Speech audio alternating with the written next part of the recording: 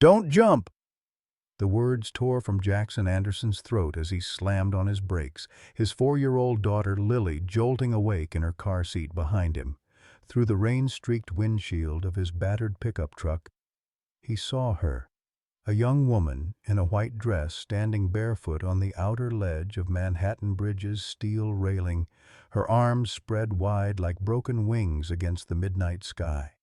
This wasn't supposed to happen tonight. Martha Collins, watching from her apartment window 6 blocks away, dropped her cup of chamomile tea. The porcelain shattered against her hardwood floor, 78 years of steady hands finally betraying her as she witnessed the moment she'd orchestrated for months beginning to unfold. Jack's calloused fingers fumbled with his seatbelt, muscle memory from 2 years of single fatherhood warring against every instinct screaming at him to run toward danger. The bridge where his late wife Emma used to paint watercolors had become someone else's ending. "Stay in the truck, baby girl," he whispered to Lily, already knowing he'd break that promise. Who was she, and why, tonight, when his world was barely holding together, had fate chosen him to be her last hope? Leave a like and share your thoughts in the comments along with the city you're watching from now. Let's continue with the story. Jackson Anderson had always believed that life gave you exactly what you could handle, right up until it gave you more. At 36, his hands told the story of a man who'd learned to fix everything except what mattered most. Electrical burns from rewiring condemned buildings, cuts from emergency plumbing jobs at 3 in the morning, and a wedding ring tan line that refused to fade 2 years after he'd buried his wife Emma. The medical debt from Emma's cancer treatment sat like a stone in his chest. $30,000 that might as well have been 30 million. Every morning he counted the bills twice. Rent, groceries, Lily's daycare, with $17.43 left for everything else. His engineering degree hung in their cramped studio apartment like a monument to abandoned dreams, collecting dust while he collected whatever work paid cash. But Lily made it worth it. 4 years old, with Emma's green eyes and a smile that could light up the darkest corners of his world, she was his North Star in the chaos. Tonight she'd fallen asleep in her car seat after his second job, rewiring the kitchen at Mel's all-night diner.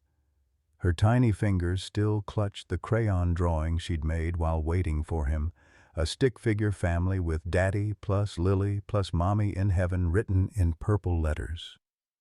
Emma had been gone for 2 years, but Lily still drew her into every family portrait, still set a place for her at their small kitchen table, still asked when Mommy was coming home from the clouds. Jack had stopped trying to explain death to someone who saw the world in primary colors and believed that love was stronger than anything. 6 blocks away, in a penthouse that overlooked the bridge where Jack now stood frozen, Charlotte Montgomery pressed her face against floor-to-ceiling windows that cost more than most people's houses. At 24, she owned more money than she could spend in 3 lifetimes, but couldn't buy the one thing she'd been searching for since her mother's death 12 years ago. Someone who loved her for who she was, not what she represented. The engagement party had ended 3 hours ago. 500 of Manhattan's elite celebrating her upcoming marriage to Derek Wellington, a man who'd proposed with a spreadsheet instead of poetry, outlining how their union would merge 2 real estate empires. Her father Richard had made the announcement while she stood there in a $12,000 dress, smiling like the perfect heiress she'd been trained to be. But Charlotte Montgomery wasn't on that bridge tonight. Sarah Johnson was, a name she'd whispered to herself in mirrors since childhood, imagining a life where she could teach art to children, live in a tiny apartment with plants on the windowsill, and love someone who called her beautiful instead of valuable. In the shadows of the bridge, Martha Collins pulled her coat tighter against the September wind. She'd been Eleanor Montgomery's nanny for 20 years, had held Charlotte as a baby, and had promised a dying woman she'd protect her daughter from the family curse of golden cages and empty hearts. Tonight, That promise would finally be kept. The rain had stopped, but the bridge deck remained slick with October mist as Jack approached the railing where the young woman stood. Each step felt like walking through quicksand, his work boots finding purchase on steel grating that had witnessed too many final moments. Behind him, Lily's soft breathing from the truck cab was the only sound that mattered, a reminder of what he had to lose. "Hey there," he called softly, keeping his voice steady despite the hammering in his chest. "Beautiful night to see the city, isn't it?" The woman didn't turn, but her shoulders tensed. Up close, Jack could see she was younger than he'd first thought, maybe mid-20s, with honey blonde hair that caught the bridge lights like spun gold.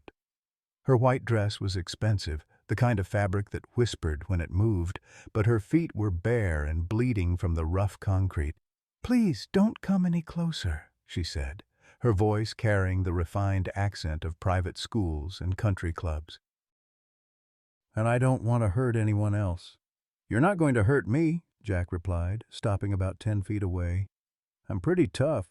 Had to be, raising a little girl on my own." He gestured toward the truck where Lily's small silhouette was visible through the rear window. "That's my daughter, Lily. 4 years old, thinks the world is made of rainbows and ice cream." For the first time, the woman turned her head slightly, catching a glimpse of the child. Something flickered in her expression, a maternal softness that she quickly tried to suppress. "She shouldn't see this," the woman whispered. "She won't," Jack said firmly, "because nothing's going to happen here, except maybe a conversation between two people who both had rough nights." He took a careful step closer, keeping his hands visible and unthreatening. "I'm Jack Anderson. Been living in this neighborhood for 3 years, know every pothole and broken streetlight. But I don't know you, which means you're not from around here." The woman's laugh was bitter, like broken glass in expensive crystal. "No, I'm definitely not from around here." She looked out over the East River, where the lights of Brooklyn twinkled like fallen stars. "I'm from a world where everything is perfect and nothing is real." Jack studied her profile, noting the way she held herself, straight-backed despite her despair, like someone who'd been trained never to slouch. Her hands were soft, unmarked by calluses or scars, and her nails were professionally manicured. Yet here she was, barefoot on a bridge at midnight, wearing what looked like a wedding dress. "Run away from your own wedding?" he asked gently. The question hit its mark. Her composure cracked, and tears began to stream down her cheeks. "Engagement party," she corrected, "though I suppose it amounts to the same thing. A performance where I play the happy bride while my soul dies a little more. So don't play it," Jack said simply. "Walk away." "You don't understand." Her voice rose with desperation. "I can't just walk away. There are contracts, expectations, an entire empire built on the assumption that I'll marry a man I don't love to merge two companies I never wanted to inherit." She turned to face him fully now, and Jack saw that her eyes were the pale blue of winter sky. "My mother made the same choice 24 years ago. She married my father for duty, not love, and it killed something inside her. She died when I was 12, and every day since then, I've watched myself becoming her." The raw pain in her voice reminded Jack of the sounds Emma had made during her worst nights, when the cancer ate away at her body and the morphine couldn't touch the deeper ache of leaving their daughter behind. "What's your name?" he asked softly. She hesitated, then said, "Sarah." "Sarah Johnson." The lie came easily, practiced, but Jack caught the slight pause that betrayed it. "Well, Sarah Johnson," he said, taking another step closer, "I can't pretend to know what it's like to have too much money or too many expectations. But I know what it's like to feel trapped by circumstances you didn't choose." He thought of the medical bills, the nights he'd worked until his hands bled to keep Lily fed and housed. The difference is, you've got options I'll never have. You can walk away from that life. I can't walk away from mine, not that I'd want to. From the truck, Lily's voice drifted across the bridge deck, sleepy and confused. "Daddy? Where are you, Daddy?" The sound seemed to pierce through Sarah's despair. She looked toward the little girl, and for a moment Jack saw something shift in her expression, a longing so deep it was almost physical. "She needs you," Sarah whispered. And Jack realized she wasn't just talking about Lily needing him in this moment, but about the larger truth of their life together. "Yeah, she does," Jack agreed. "Just like somebody, somewhere needs you." The turning point came not with grand gestures or dramatic declarations, but with the simple sound of a child's stomach growling in the pre-dawn silence. Sarah, as she insisted Jack call her, had agreed to step down from the bridge railing, but stood now like a lost soul unsure of her next move. Her white dress was damp with mist, and she shivered in the October air, looking more fragile than the expensive porcelain Jack had seen in shop windows he could never afford to enter. "Daddy, I'm hungry," Lily's voice carried from the truck, followed by the soft thump of small feet hitting the floor mat. Before Jack could stop her, his daughter had climbed out and was approaching them with the fearless curiosity that both terrified and amazed him daily.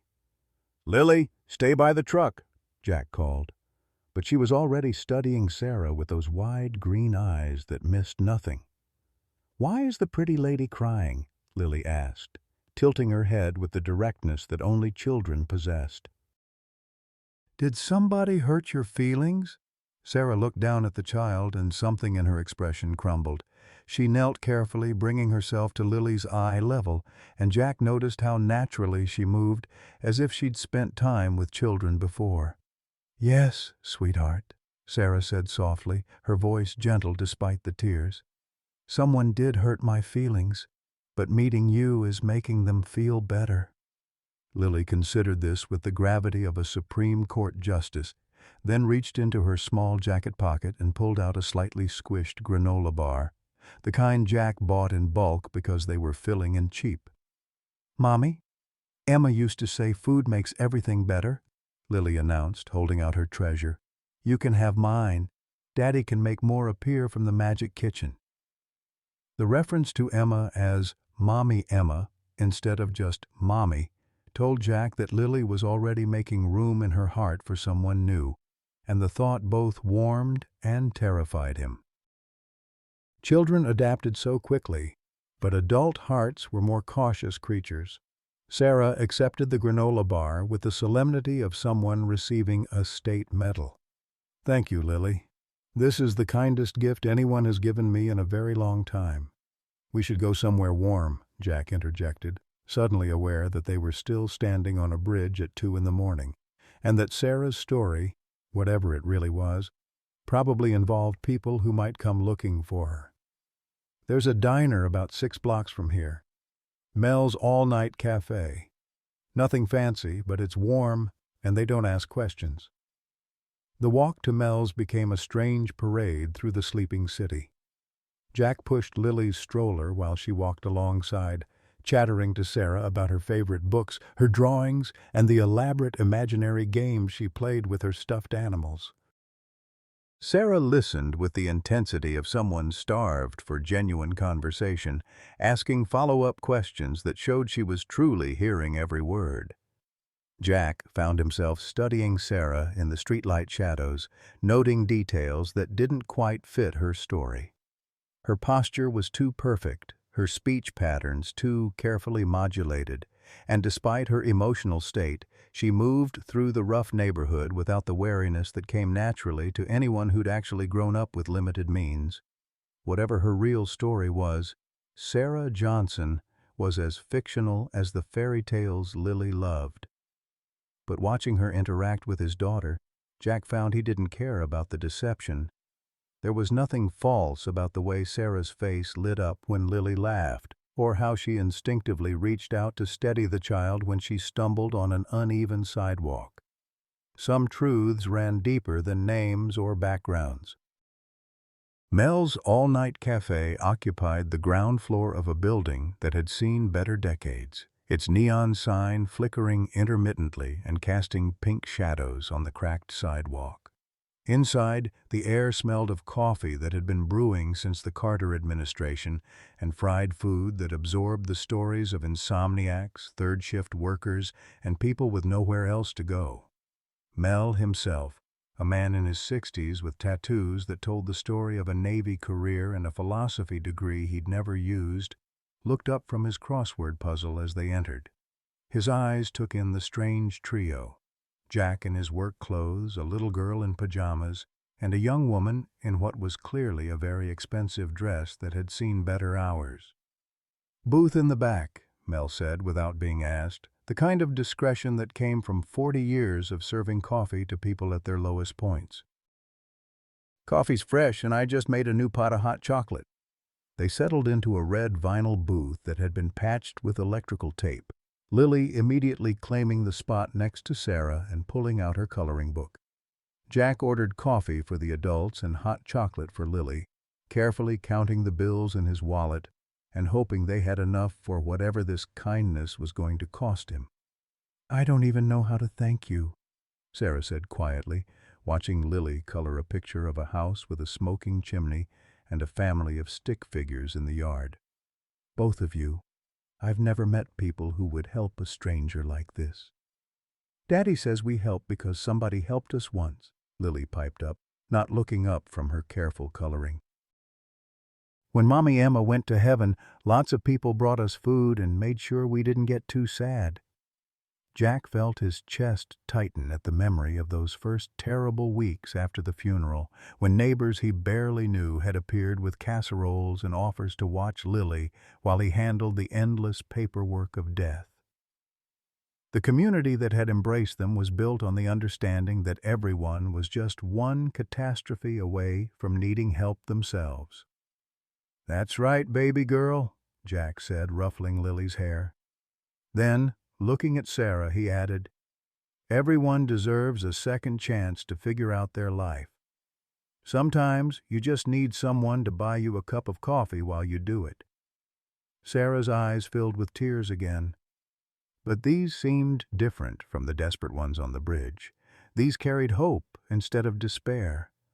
"I don't know if I can go back to who I was before tonight," she admitted, her voice barely above a whisper.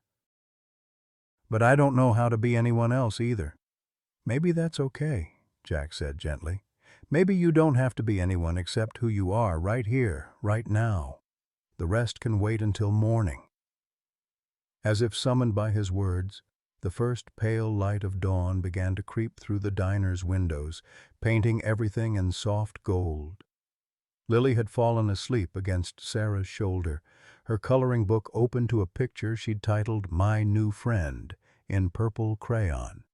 Looking at them together, his daughter and this mysterious woman who'd somehow become part of their story in a single night, Jack felt something shift in his chest.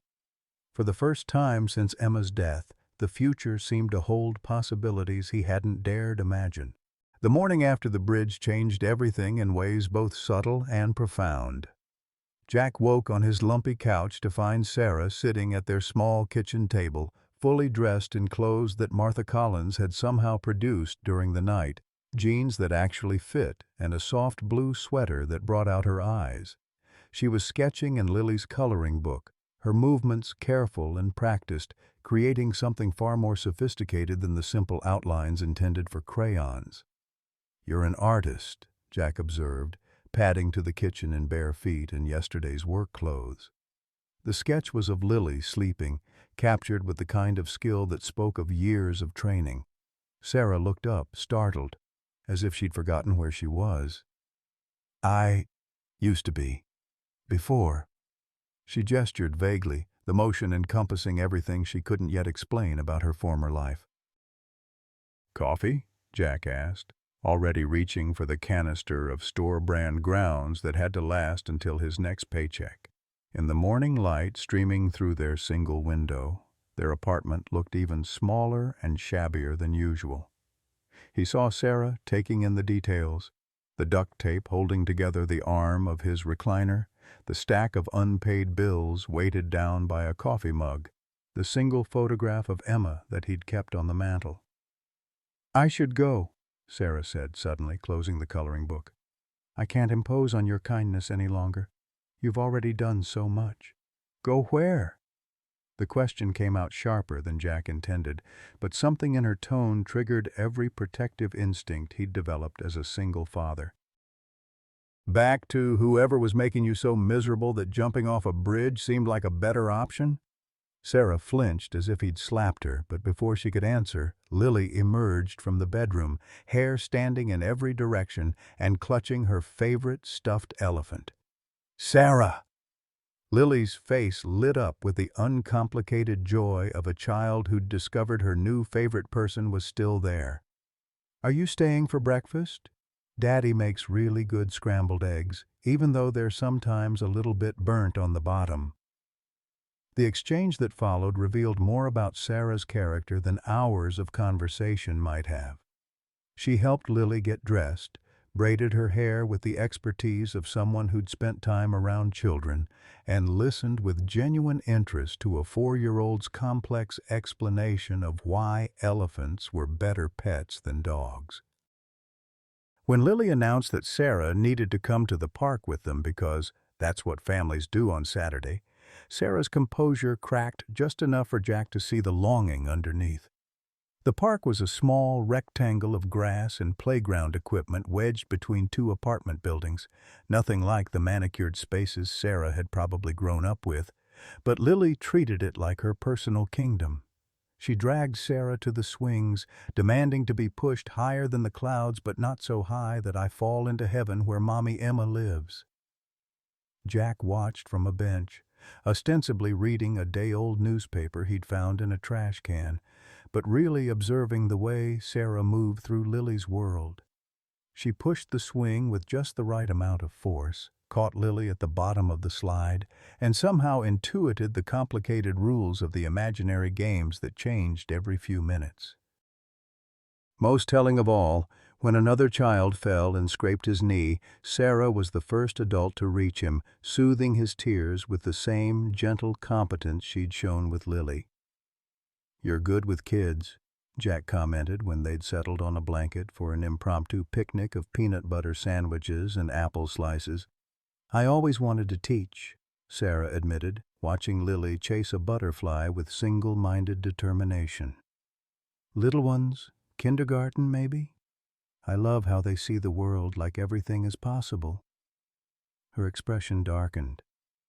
"But that wasn't considered an appropriate career path for someone with my background."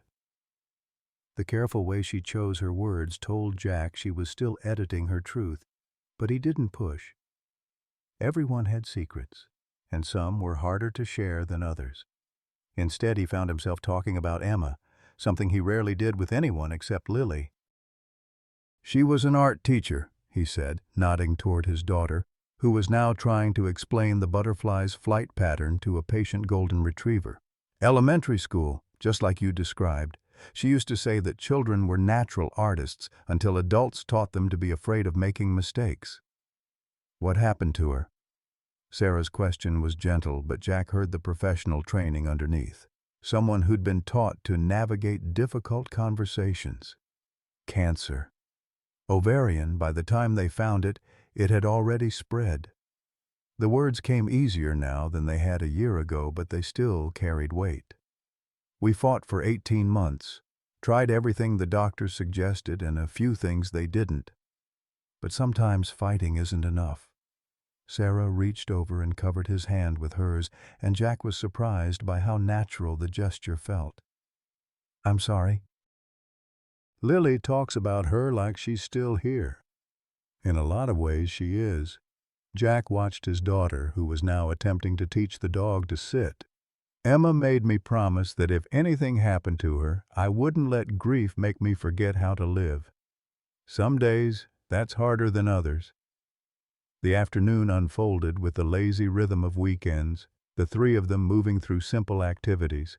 grocery shopping at the discount market where Jack clipped coupons and calculated costs, a stop at the library where Lily checked out her maximum number of picture books, a shared ice cream cone from the truck that played tinny children's songs. To anyone watching, they might have looked like a family, and Jack found himself wondering what that would feel like for real. It was at the grocery store that the first crack appeared in Sarah's careful facade. She was helping Lily pick out apples, teaching her to look for bruises and check for firmness, when she absently pulled out a credit card to pay for their modest cart of groceries.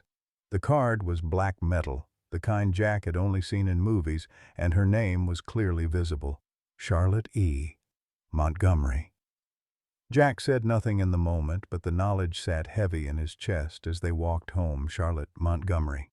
He'd heard the name before, probably in connection with real estate development or society pages he didn't normally read. The pieces were starting to fit together in ways that made his stomach clench with something between disappointment and fear. That evening, after Lily had been bathed and read to and tucked into bed with elaborate ceremony, Jack and Charlotte, he couldn't think of her as Sarah anymore, sat in his small living room, the truth hanging between them like a loaded gun.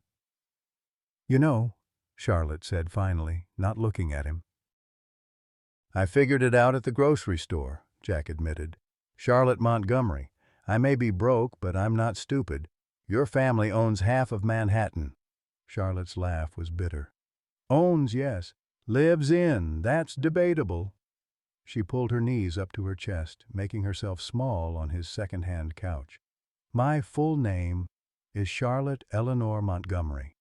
My father is Richard Montgomery of Montgomery Real Estate. Net worth approximately $2.8 billion, according to last year's Forbes list."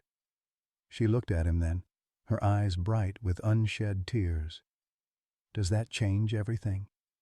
Jack was quiet for a long moment, processing not just the magnitude of the deception, but what it meant for the feelings that had been growing between them. "It explains why you were so sure that jumping was your only option," he said finally. "That kind of money doesn't come without strings attached." "Golden handcuffs," Charlotte agreed. "I've been groomed since birth to marry well, produce heirs, and sit on charity boards while my husband and father make the real decisions. The engagement party you saved me from running away from. It was to announce my upcoming marriage to Derek Wellington, a man I've met exactly 7 times, all at carefully orchestrated social events." "And you don't love him?" "I don't even like him." Charlotte's voice cracked. "But our marriage will merge 2 real estate empires, and apparently that's worth more than my happiness. My father arranged the whole thing over golf with Derek's father. I wasn't consulted so much as informed." Jack thought about the medical bills that kept him awake at night, the constant calculation of whether they could afford both groceries and heat in the same week, the way he had to choose between his own needs and Lily's at every turn. The idea of having billions of dollars and still being trapped seemed almost incomprehensible. "So run away," he said. "You're 24 years old, your money, your choice." Charlotte shook her head. "It's not that simple. The trust fund comes with conditions, the family business depends on continuity, and my father—" She trailed off, then started again. "My father isn't a bad man, Jack. He loves me in his way. But he truly believes that love without security is just pretty poverty, and he's determined not to let me make what he considers Emma's mistake." "What does that mean?" "My mother, Eleanor, came from money too, but she fell in love with someone my grandparents considered unsuitable. They pressured her to break it off. She did, and she spent the rest of her life regretting it. She married my father on the rebound, and while they had a comfortable life, she never got over her first love. She died when I was 12, and my father has spent every day since then determined not to let me follow her path." The parallels to their own situation weren't lost on Jack. He was exactly the kind of man Richard Montgomery would consider unsuitable for his daughter: broke, uneducated beyond high school, saddled with debt and the responsibility of raising someone else's child. The smart thing would be to step back now, before either of them got hurt worse than they already were. But looking at Charlotte, seeing the woman who'd spent the afternoon teaching his daughter to braid friendship bracelets and had listened to Lily's bedtime prayers with tears in her eyes, Jack found he couldn't summon the wisdom to be smart. "What do you want to do?" he asked instead. Charlotte looked around his small apartment, taking in the second-hand furniture and peeling paint, the stack of library books and Lily's artwork covering the refrigerator. "I want to stay," she whispered. "I want to wake up tomorrow and make breakfast and take Lily to the park and pretend that this is my real life. But I know that's not fair to either of you." "Let me worry about what's fair to me," Jack said gently. "The question is whether you can handle living like this, because, Charlotte, this is as good as it gets for us. No trust funds, no safety nets, just day-by-day survival and the hope that love is enough to make it worthwhile." Charlotte was quiet for so long that Jack thought she might not answer. When she finally spoke, her voice was barely audible. "I've never wanted anything more in my life." 3 weeks into their impossible arrangement, Charlotte Montgomery ceased to exist in any way that mattered. The woman who woke up at 6 each morning to make coffee in Jack's tiny kitchen, who walked Lily to preschool while chatting with neighbors about the weather, who had somehow landed a job at Romano's Bakery using forged documents that Martha Collins had mysteriously produced. That woman was Sarah Johnson, and she was more real than Charlotte had ever been. The transformation wasn't just in name. Sarah's hands, once soft and manicured, now bore small cuts from learning to knead bread dough and operate the temperamental espresso machine that Mr. Romano refused to replace. Her designer wardrobe had been traded for clothes from the Salvation Army, and she'd discovered that $7 jeans could feel more liberating than $1,000 dresses when they were chosen freely, but it was the small moments that revealed the depth of the change. Sarah crying over her first successful batch of chocolate chip cookies because no one had ever taught her that accomplishment could come from something as simple as following a recipe. Sarah staying up late to help Lily with a school project, constructing an elaborate dinosaur habitat from cardboard boxes and construction paper. Sarah falling asleep on Jack's couch while reading him poetry from a book she'd bought with her first paycheck, her head finding its natural place on his shoulder. The physical attraction had been inevitable. 2 adults sharing close quarters, united in their love for a precocious 4-year-old, both starved for authentic human connection. The mathematics of desire were simple, but the emotional intimacy that developed surprised them both with its intensity. Jack found himself sharing stories about Emma that he'd never told anyone, while Sarah revealed dreams she'd buried so deeply she'd forgotten they existed. "I used to sneak down to the kitchen when I was little," Sarah confided one evening as they cleaned up after dinner. Lily was in the living room, constructing an elaborate fort out of couch cushions and blankets. "Our cook, Mrs. Henley, would let me help make cookies for the staff Christmas party. It was the only time I felt like I was part of something real, instead of just an ornament in my father's perfect house." Jack watched her hands as she spoke, noting how naturally she moved around his cramped kitchen now, how she'd learned the rhythm of their evening routine. "Is that why you wanted to work at the bakery?" "I wanted to work somewhere that smelled like home," Sarah said simply. "Turns out home smells like yeast and cinnamon, and people who are proud of what they create with their hands." The first real test came when Lily got sick. Not seriously, just a stomach bug that had her miserable and feverish for 3 days. But it revealed the depth of Sarah's commitment in ways that Jack hadn't expected. She called in sick to the bakery without hesitation, spent hours reading stories and singing lullabies, and somehow knew exactly how to braid Lily's hair to keep it out of her face while she was nauseated. "You're a natural at this," Jack observed on the second night, finding Sarah asleep in the chair beside Lily's bed, her hand still resting on his daughter's forehead to monitor her temperature. I love her, Sarah said simply, when he woke her to convince her to sleep in a real bed. The admission was quiet but absolute, and Jack felt something shift in his chest, a door opening that he'd thought Emma's death had locked forever. The kiss happened on a Tuesday evening, spontaneous and inevitable. Sarah was teaching Jack to make bread, a skill she'd learned from Mr. Romano, and their hands collided, reaching for the flour. The moment stretched, charged with weeks of careful boundaries and growing attraction, until Jack cupped her face with flour-dusted fingers and kissed her with all the tenderness he'd been holding back. "I love you too," he whispered against her lips, and meant it in ways that terrified and exhilarated him equally.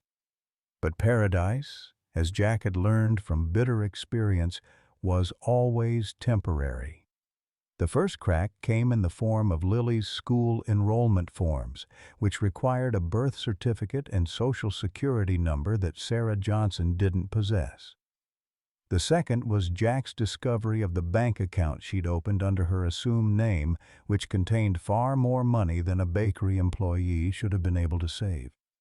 "Where did this come from?" Jack asked, holding the bank statement he'd found among her things while looking for Lily's library book. The account showed regular deposits that totaled more than his annual income. Sarah's face went pale. "I can explain." "Can you?" Jack's voice was sharper than he'd intended, but the betrayal cut deep. "Because this looks like someone's been lying to me for 3 weeks about pretty much everything." "I haven't been lying about the things that matter," Sarah said desperately. "Not about loving you, not about loving Lily, not about wanting this life more than anything I've ever wanted. But you've been lying about who you are, about where your money comes from, about whether the people in your old life are looking for you." Jack set the bank statement on the table between them like evidence in a trial. "Sarah, there are private investigators asking questions in the neighborhood. Martha Collins told me yesterday that men in expensive suits have been showing photographs around, asking if anyone's seen you." The fear that flashed across Sarah's face confirmed what Jack had already suspected. Her father's people had found her, and their borrowed time was running out. "They won't hurt you or Lily," Sarah said quickly. "My father isn't that kind of man. But if they find me, they'll take me back, and I won't be able to fight them. Not legally, not financially, not in any way that matters." "So we run," Jack said immediately. "Pack up tonight, drive south. Start over somewhere they can't find us." Sarah's laugh was broken, desperate. "With what money? Your truck wouldn't make it to Philadelphia, and we can't use my accounts because they're being monitored. Besides, you can't ask Lily to give up her school, her friends, her stability for someone you've known for 3 weeks." The logic was sound, but it felt like surrender. Jack had spent 2 years building a life for himself and Lily in this neighborhood, creating the kind of community support that had saved them after Emma's death. Starting over would mean losing not just their home, but their safety net. "There has to be another way," he insisted. "There is," Sarah said quietly. "I go back. I marry Derek Wellington. I become the perfect corporate wife my father wants me to be. And you and Lily stay here, in your real life, without some rich girl's fantasy disrupting your world." The suggestion hit Jack like a physical blow. "Is that what you think this is? A fantasy? Isn't it?" Sarah's eyes filled with tears, but her voice remained steady. "Jack, I've been playing house with money I stole from my trust fund, using a fake identity and pretending I can be someone I'm not. You deserve better than someone who comes with this kind of baggage." "Don't you dare!" Jack said fiercely, crossing the room to take her hands in his. "Don't you dare decide what I deserve. I'm a grown man, Sarah. I can choose to love someone complicated, someone with a past that doesn't fit into neat boxes. What I can't choose is to let you sacrifice yourself because you think I'm too fragile to handle the truth about who you are." Before Sarah could respond, Lily's voice drifted from the living room. "Daddy? Sarah? Why are you talking so loud? And why does Sarah sound sad?" They looked at each other, the weight of their situation settling between them like a physical presence. In the other room, a 4-year-old was building towers with blocks, secure in the knowledge that the adults in her life would keep her world stable and safe. But that security was an illusion, built on lies and borrowed time, and it was about to come crashing down around all of them. "We'll figure this out," Jack said finally. But the words felt hollow even to him. Sarah kissed him then, soft and desperate and tasting of tears. "I know you believe that," she whispered. "That's one of the things I love most about you. But some problems can't be fixed with determination and elbow grease." Outside, a black sedan with tinted windows pulled up to the curb. 2 men in expensive suits got out, consulted a photograph, and began walking toward the building entrance. Sarah saw them through the window and closed her eyes in defeat. "They're here," she said simply. The fairy tale was over. Now came the reckoning. The knock on the door came at exactly 7:30 in the evening. 3 sharp raps that seemed to echo through Jack's small apartment like gunshots. Lily looked up from her coloring book, crayon suspended mid-stroke, while Sarah, Charlotte, went rigid beside him on the couch. "Miss Montgomery," came a voice from the hallway, professionally polite but carrying an undercurrent of authority that made Jack's skin crawl. "We know you're in there. Your father is very worried about you." Jack moved to the window and peered through the blinds. The black sedan had been joined by 2 others, and he could see at least 6 men in dark suits positioned around the building. This wasn't a request. It was a coordinated operation designed to ensure Charlotte had no escape route. "What do we do?" Jack whispered, but Charlotte was already standing, smoothing down her jeans with hands that trembled only slightly. "We don't do anything," she said quietly. "I go with them. You and Lily stay here and pretend the last 3 weeks never happened." "Like hell!" Jack moved between Charlotte and the door, his protective instincts flaring to life. "You're not going anywhere with them." "Daddy!" Lily's voice was small, confused. "Who's at the door? Why does the lady sound scared?" The question pierced through Jack's anger, reminding him that whatever happened next would happen in front of his 4-year-old daughter. He knelt beside Lily, forcing his voice to remain calm. "Some men want to talk to Sarah, baby girl. It's nothing for you to worry about." But Lily was too perceptive for simple reassurance. She looked at Charlotte with those wise green eyes that reminded Jack so painfully of Emma. "Are you going away, Sarah? Like Mommy Emma went to heaven?" Charlotte's composure finally cracked. She knelt beside Lily, gathering the little girl into her arms with desperate tenderness. "Not like that, sweetheart. But yes, I might have to go away for a while. I don't want you to go." Lily's voice was matter-of-fact, the way children stated obvious truths. "You're supposed to stay and be my other mommy. We're a family now." The words hit Charlotte like physical blows. Jack watched her close her eyes, memorizing the weight of Lily in her arms, the smell of her strawberry shampoo, the trust in her small hands as they patted Charlotte's face. The knocking came again, more insistent this time. "Miss Montgomery, we have instructions to wait as long as necessary, but Mr. Montgomery would prefer this be resolved quickly and quietly. Please don't make this more difficult than it needs to be." Charlotte kissed Lily's forehead and gently disentangled herself from small arms that clung with surprising strength. "I have to go, sweetheart, but I need you to remember something very important, okay? Everything I told you about loving you and your daddy, all of that was true. That will never change, no matter where I am." She stood and faced Jack, and he saw in her expression the same look Emma had worn during her final days, the terrible clarity that came from accepting the unacceptable. "Take care of her," Charlotte said, simply. "Charlotte, wait," Jack began, but she was already walking to the door. When she opened it, Jack got his first look at Richard Montgomery's private security team. The men were professionals, polite but implacable, and they flanked Charlotte like an honor guard as she stepped into the hallway. But it was the figure waiting by the elevator that made Jack's blood run cold. Richard Montgomery was smaller than Jack had expected, maybe 5'10" in expensive shoes, with silver hair and the kind of presence that commanded rooms without effort. He was dressed casually by his standards, dark slacks and a cashmere sweater that probably cost more than Jack's monthly rent, but his eyes held the cold authority of a man accustomed to absolute control. "Charlotte," he said, and his voice carried genuine relief beneath the stern exterior. "You have no idea how worried I've been. When your security detail found your abandoned car on the bridge—" He trailed off, and for a moment Jack glimpsed the father beneath the corporate titan.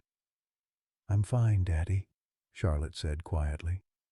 "I needed some time to think." Richard's gaze shifted to Jack, who had followed Charlotte into the hallway with Lily in his arms. The older man's assessment was swift and thorough, taking in Jack's second-hand clothes, his calloused hands, the small apartment behind them. "You must be Mr. Anderson," Richard said, his tone carefully neutral. "I understand you've been looking after my daughter." There was no accusation in the words, but Jack heard the implied threat anyway. "She needed help," he said simply. "Yes, well, that's very charitable of you." Richard's smile was razor-thin. "But Charlotte's episode is over now. She'll be coming home where she belongs." "Episode?" Jack's voice hardened. "Is that what you call it when your daughter is so desperate to escape the life you've planned for her that she's willing to die rather than live it?" The security team tensed, hands moving closer to concealed weapons, but Richard held up a hand to stop them. His expression never changed, but something dangerous flickered in his eyes. "Mr. Anderson," he said quietly, "I'm going to assume that your recent association with my daughter has given you the mistaken impression that you understand our family dynamics. Let me correct that assumption. Charlotte is worth approximately $2.8 billion. She is the sole heir to an empire that employs thousands of people and affects the lives of millions more. What she wants and what she needs are not always the same thing. What she needs is to be loved for who she is, not what she's worth," Jack shot back. Richard's laugh was cold. "Love? Yes, I'm sure you love her very much. Tell me, Mr. Anderson, how much of that love would survive if she were penniless? If she came to you with nothing but the clothes on her back and a lifetime of expensive habits she couldn't break?" The question hit home because Jack had wondered the same thing himself during quiet moments over the past 3 weeks. But looking at Charlotte now, seeing the way she instinctively reached out to touch Lily's hand one last time, he knew the answer with absolute certainty. "All of it," he said firmly. "Every bit of it." "How refreshing," Richard said dryly. Unfortunately, love doesn't pay medical bills, or put food on the table, or ensure that children have stable homes and good educations. Charlotte's trust fund comes with responsibilities, Mr. Anderson. Responsibilities she cannot simply abandon because she's decided to play house with the first man who showed her kindness. "I'm not playing house," Charlotte said suddenly, her voice stronger than it had been since the men arrived. "I'm living, Daddy. For the first time in my life, I'm actually living instead of just existing in the cage you built for me." Richard's expression softened slightly as he looked at his daughter. "The cage, as you call it, has protected you from the kind of pain I watched destroy your mother. Eleanor thought love was enough too. Charlotte, she chose her heart over her head, and it killed her." "Mother didn't die because she chose love," Charlotte said fiercely. "She died because she chose duty instead of love, and it ate her alive from the inside. Just like it's eating me alive." Father and daughter stared at each other across the hallway, years of hurt and misunderstanding thick in the air between them. Jack felt like an intruder in their family drama, but he also felt the weight of his own responsibility. Lily was watching all of this with wide eyes, absorbing lessons about love and power and sacrifice that no 4-year-old should have to learn. "We can discuss this at home," Richard said finally. "Charlotte, the car is waiting." Charlotte looked back at Jack and Lily one more time, and he saw her memorizing them the way she'd memorized the weight of Lily in her arms. Then she squared her shoulders and walked toward the elevator without another word. The security team followed, leaving Jack and Lily alone in the hallway as the elevator doors closed on the woman who had become, in just 3 weeks, the center of their world. "Is Sarah really going away?" Lily asked quietly. Jack held his daughter tighter, breathing in her innocence and warmth, trying to figure out how to explain that sometimes the people we love make choices that break our hearts for reasons we're too young to understand. "Yeah, baby girl," he said finally. "I think she is." The truth about Martha Collins came to light 48 hours after Charlotte disappeared back into her gilded world, and it arrived in the form of a manila envelope slipped under Jack's door while he was at work. Inside were photographs spanning decades. A young woman with Charlotte's eyes holding a baby in a christening gown, the same woman teaching a toddler to paint at an easel, family portraits from lavish birthday parties and Christmas mornings in rooms that belonged in architectural magazines.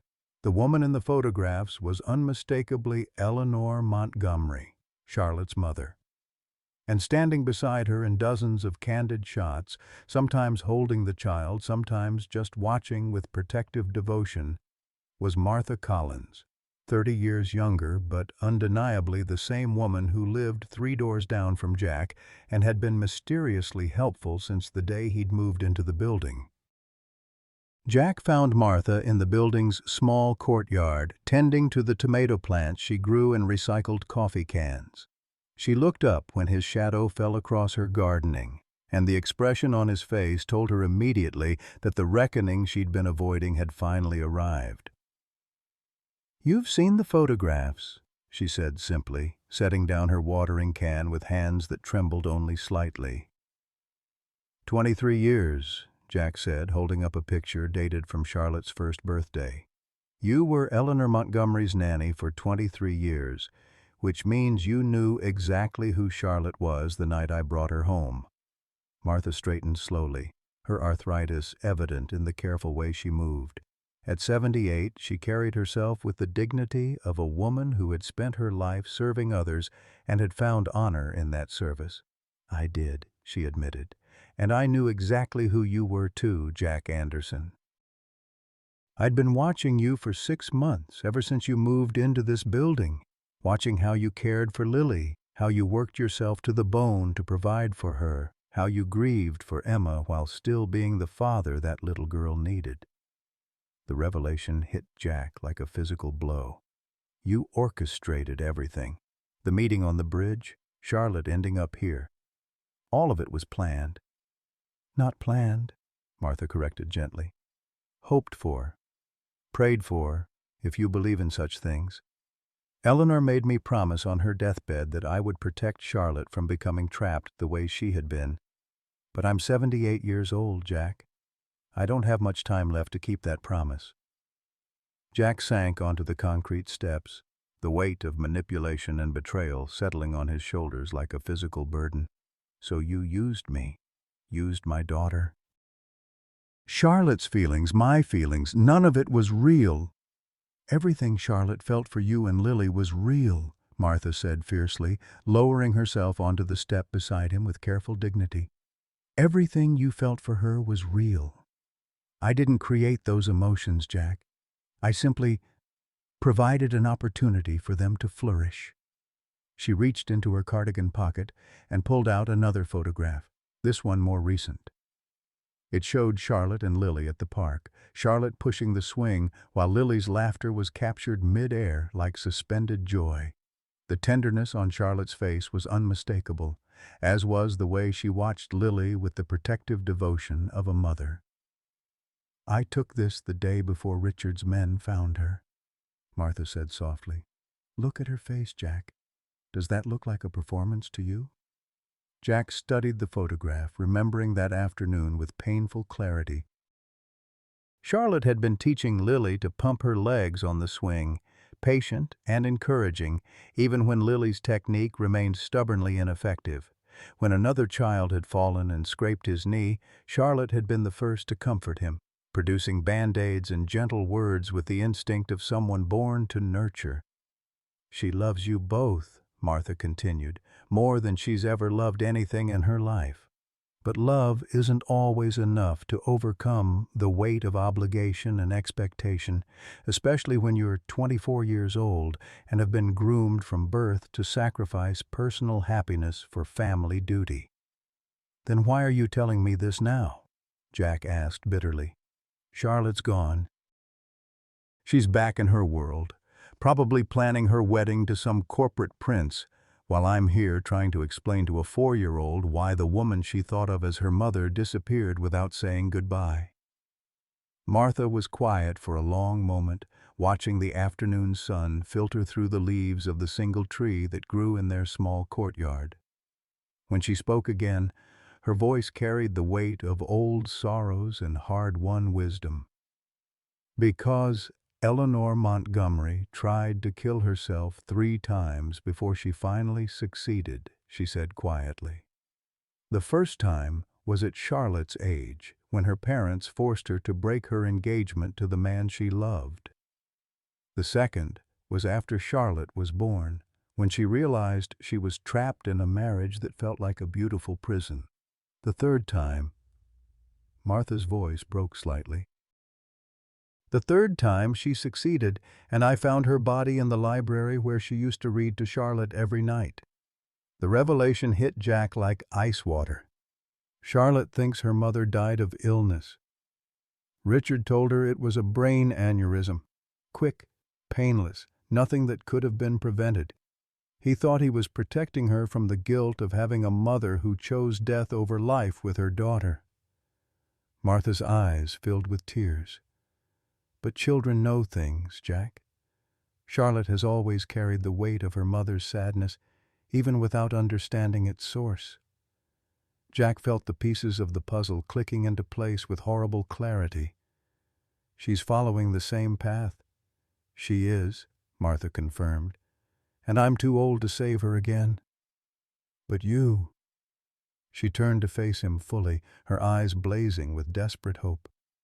"You showed her what it felt like to be loved unconditionally. You gave her a taste of real happiness, real purpose. For 3 weeks she was the person she was meant to be, instead of the person she was raised to be." "And then I let her go," Jack said, self-recrimination thick in his voice. "You let her choose," Martha corrected. "There's a difference. But Jack, choices can be changed. Hearts can be changed. Sometimes all it takes is someone willing to fight for love instead of accepting defeat." As if summoned by their conversation, Jack's phone buzzed with a text message. The number was unknown, but the words made his blood run cold. "Wedding moved up to Saturday. Can't do this. Tell Lily I love her. See."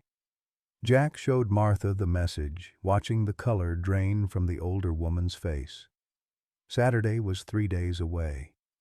"She's going to try again," Martha whispered. "After the wedding, when she's trapped forever, she's going to try again." Jack was already standing, his mind racing through possibilities and obstacles. "Where's the wedding?" "The Montgomery estate in the Hamptons." "But Jack, you can't just show up at a society wedding without an invitation. Security will be tighter than the White House." "Then get me an invitation," Jack said grimly. "You worked for the family for over 20 years. You must have contacts, people who owe you favors." Martha studied his face, seeing something there that made her straighten with renewed purpose. "The household staff," she said slowly. "Most of them have been with the family for decades. They remember me and they remember Eleanor. If I ask them to help—" She trailed off, then nodded decisively. "It could work. But Jack, even if we get you inside, what then? You can't just object during the ceremony like some romantic comedy. This is real life, with real consequences. Jack thought about Charlotte's face in the photograph Martha had shown him, about the way she'd cried when Lily called her mommy, about the 3 weeks of happiness they'd built from nothing more than honesty and hope. "Then I'll have to make sure the consequences are worth it," he said simply. Martha smiled for the first time since their conversation began, and Jack saw in her expression the same fierce protectiveness that had driven her to spend decades watching over a family that wasn't her own. "Eleanor would be proud," she said quietly. She always believed that true love was worth fighting for, even when the odds were impossible.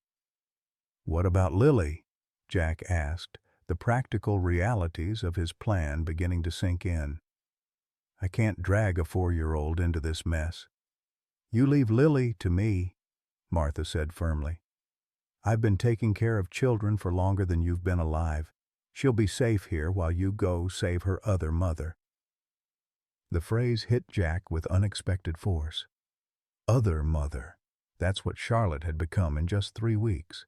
Not a replacement for Emma, but an addition to their family that had felt as natural as breathing.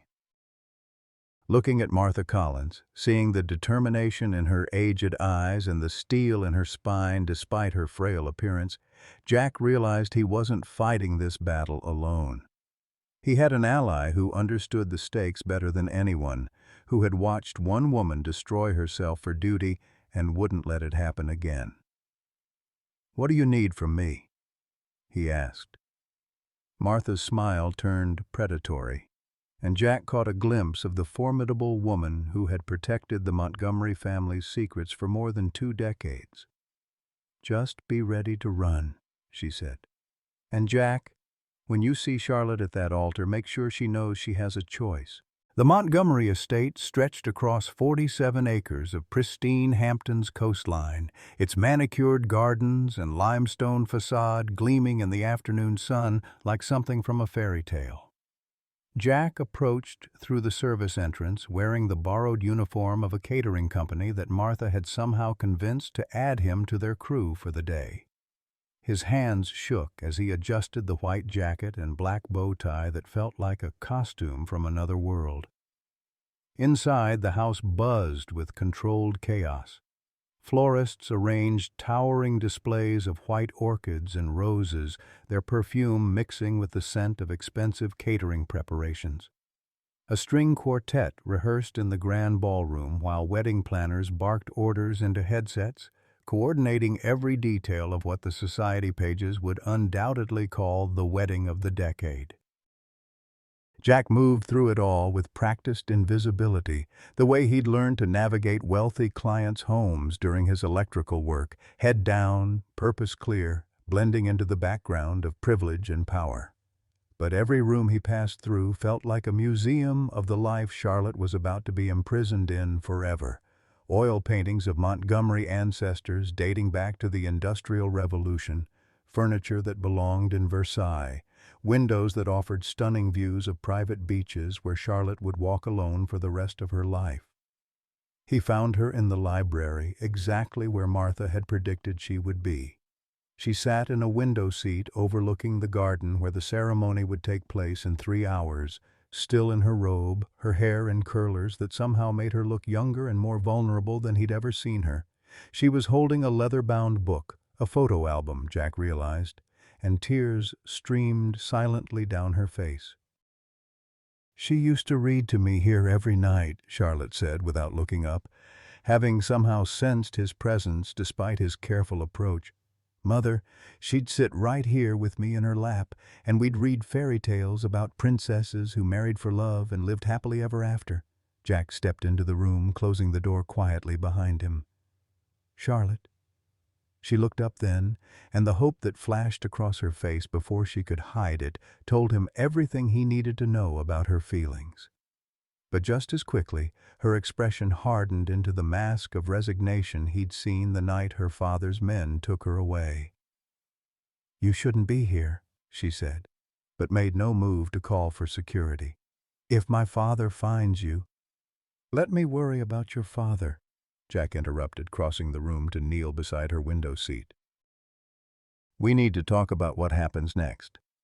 What happens next is that I marry Derek Wellington in 3 hours and spend the rest of my life being grateful for my privilege while slowly dying inside," Charlotte said bitterly. "Just like my mother did."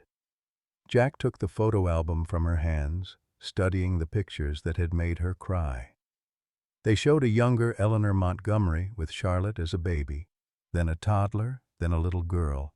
A progression of images that told the story of a woman who had tried to find joy in motherhood, even while drowning in the constraints of her gilded cage. "Martha told me the truth about your mother," Jack said gently, "about how she really died." Charlotte's composure shattered like glass. "You know? I know that she killed herself because she couldn't see any other way out. I know that your father has been trying to protect you from the same fate by controlling every aspect of your life. And I know that if you go through with this wedding, you're going to end up exactly where she did." Charlotte buried her face in her hands, her shoulders shaking with suppressed sobs. "I don't have a choice, Jack. The merger agreement is already signed. Derek's family has invested millions based on our union. If I back out now, it won't just hurt me. It will destroy innocent people who trusted my father's word." "And what about Lily?" Jack asked quietly. "What happens to her when you're gone?" The question hit its mark. Charlotte looked up, her eyes red but blazing with sudden fury. "Don't you dare use her against me. I'm doing this for her, for you. Do you think Derek Wellington or my father would let you live peacefully if I chose you instead? They'd destroy you, Jack. They'd take away your job, your home, your custody of Lily. They'd make sure you never worked in this city again. So we leave the city," Jack said simply. "All of us. Together. With what money?" "How would we survive?" Jack pulled an envelope from his jacket pocket. "Martha's final gift to their cause. Your mother left you something. A trust fund that your father never controlled, managed by a bank in Switzerland. Martha's had the access codes for 12 years, waiting for the right moment to give them to you." Charlotte stared at the envelope as if it might explode. "How much?" "Enough to disappear. Enough to start over anywhere in the world. Enough to give Lily the life she deserves while you live the life you choose." Jack took her hands in his, noting how cold they were despite the warmth of the afternoon.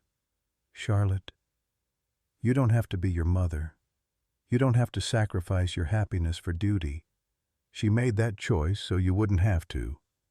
Before Charlotte could respond, the library door burst open. Richard Montgomery stood in the doorway, flanked by 2 security guards, his face a mask of cold fury that made Jack's blood freeze. "Mr. Anderson," Richard said with deadly quiet. "I should have expected this. You couldn't just accept defeat gracefully, could you?" Jack stood slowly, positioning himself between Richard and Charlotte. "I came to give your daughter a choice." "My daughter has responsibilities," Richard snapped. "Obligations to her family, her company, and the thousands of people whose livelihoods depend on the decisions she makes. Your romantic notions don't change that reality." "Your daughter is 24 years old," Jack shot back. "She's not a chess piece in your corporate game. She's a human being who deserves to be happy." "Happy?" Richard's laugh was harsh. "Mr. Anderson, do you have any idea what happens to companies like ours when succession planning fails? Do you know how many jobs disappear, how many families suffer, when business empires collapse because the heirs chose love over responsibility? I know what happens to women like Eleanor when they're forced to sacrifice everything for other people's definitions of duty," Jack replied, and watched Richard flinch as if he'd been struck. The room fell silent, except for Charlotte's quiet breathing and the distant sounds of wedding preparations continuing throughout the house. Father and daughter stared at each other across a chasm of hurt and misunderstanding that had been building for 24 years. "She told you," Richard said finally, his voice barely above a whisper. "Martha told me," Jack confirmed. "About Eleanor's suicide attempts, about the real reason she died, about the way you've been trying to protect Charlotte from the same fate by controlling her life." Richard aged a decade in the space of a heartbeat.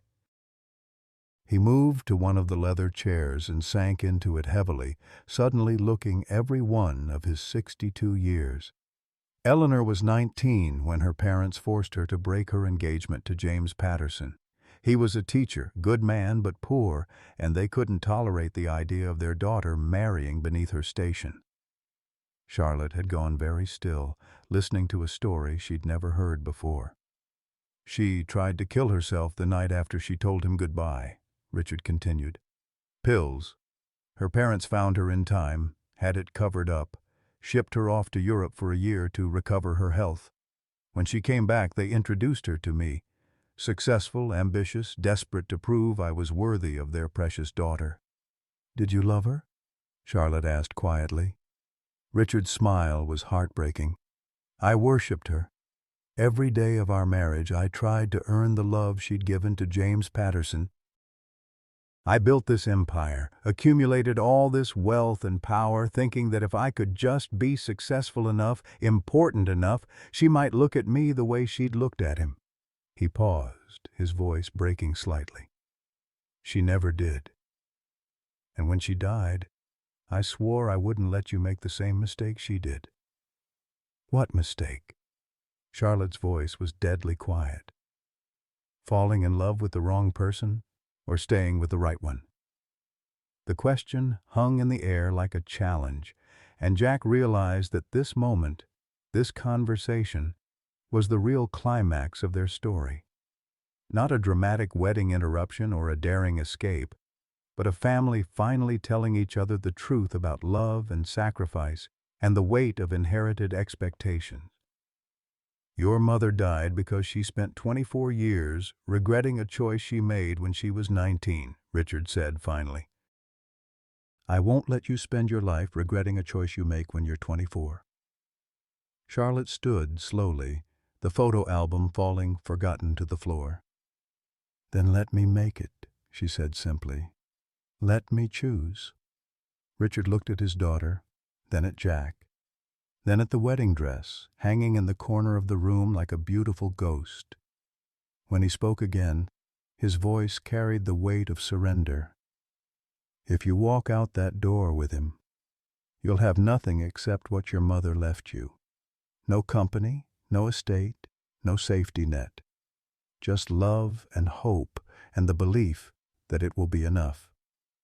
"It will be," Charlotte said with absolute certainty. Richard nodded slowly, then looked at Jack with eyes that held decades of pain and hard-won wisdom. "Take care of her," he said simply. "She's all I have left of Eleanor." "I will," Jack promised. And then Charlotte Montgomery took Jack Anderson's hand, and together they walked out of the library, past the wedding preparations, through the grand foyer, and into the afternoon sun that felt like freedom itself. 5 years after Charlotte Montgomery walked away from a billion-dollar empire for love, the small coastal town of Cedar Bay, Maine, had become home in ways that Manhattan penthouses never could. Jack woke each morning to the sound of lobster boats heading out to sea and the gentle breathing of his wife beside him. Charlotte Anderson now, legally and completely, though she still sometimes caught herself marveling at the simplicity of her new name. Their cottage sat on 3 acres of rocky coastline that Charlotte had purchased with the inheritance from her mother's Swiss trust fund.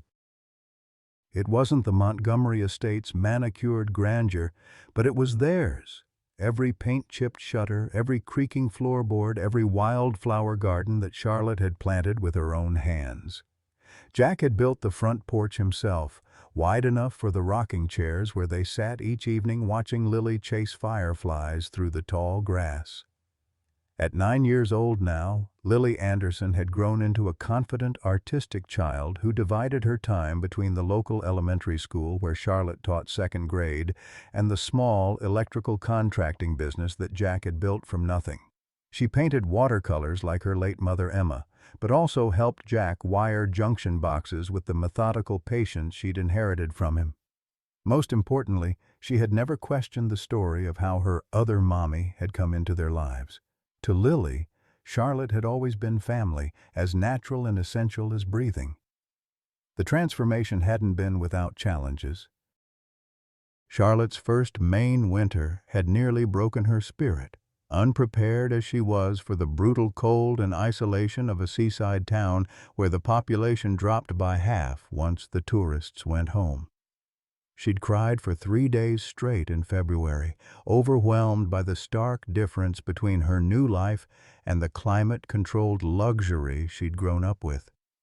But she'd persevered, learning to split kindling and manage their wood stove, finding joy in simple competencies that money couldn't buy. Jack's business had grown slowly but steadily, built on reputation and word of mouth in a community that valued honesty over credentials. The wealthy summer residents appreciated his work ethic and fair pricing, while the year-round locals respected that he'd chosen to stay through the hard seasons instead of following the money south. Charlotte's teaching salary was modest, but she'd discovered that helping 6-year-olds learn to read gave her more satisfaction than any charity gala ever had. The town had embraced them gradually, with the cautious acceptance that small communities reserve for outsiders who proved their commitment through winter storms and summer droughts. Charlotte volunteered at the library, organized art shows for local students, and slowly built the kind of genuine friendships she'd never experienced in Manhattan's social hierarchies. Jack coached Little League on weekends and served on the volunteer fire department, finding purpose in service that didn't require a Harvard MBA. But it was Martha Collins' visit the previous autumn that had truly completed their circle of healing. At 83, she'd made the journey from New York with characteristic determination, arriving on their doorstep with a suitcase and an announcement that she was too old to live alone and too stubborn to die in some sterile nursing home.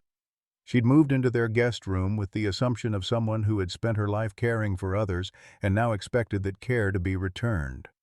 Martha's presence had brought unexpected gifts beyond her company. She taught Lily to bake the same cookies she'd once made with Charlotte's mother, shared stories about Eleanor Montgomery that helped Charlotte understand her own history, and provided the kind of multi-generational wisdom that made their small family feel rooted in something larger than themselves. More practically, she handled the household management with the efficiency of someone who had once run a 40-room estate, freeing Charlotte and Jack to focus on their work and their marriage. The wedding that never was had become a local legend in the Hamptons, though the true story was known only to the family. Richard Montgomery had told the 300 assembled guests that Charlotte had suffered a sudden illness and the wedding would be postponed indefinitely. Derek Wellington, faced with the choice between pursuing a reluctant bride or salvaging his dignity, had chosen the latter and married a senator's daughter 6 months later. The society pages had speculated for exactly one news cycle before moving on to fresher scandals. Richard's relationship with Charlotte had evolved slowly, measured in monthly phone calls and carefully worded emails. He'd never visited Cedar Bay, respecting the boundaries Charlotte had established, but he'd set up college funds for Lily and made sure Charlotte knew she would always have his support if she needed it. The gesture had meant more to Charlotte than any inheritance could have, proof that love sometimes looked like letting go. But the true measure of their success wasn't in the cottage they'd built or the community they'd joined or even the stability they'd created for Lily. It was in the small moments that money couldn't purchase. Charlotte's laughter when Jack surprised her with coffee in bed, Lily's unself-conscious hugs when she ran off the school bus each afternoon, the quiet satisfaction of work that mattered and relationships that were chosen rather than inherited. On this particular morning, Charlotte stood in her classroom arranging construction paper and safety scissors for the day's art project, watching through the window as Jack's truck pulled into the school parking lot.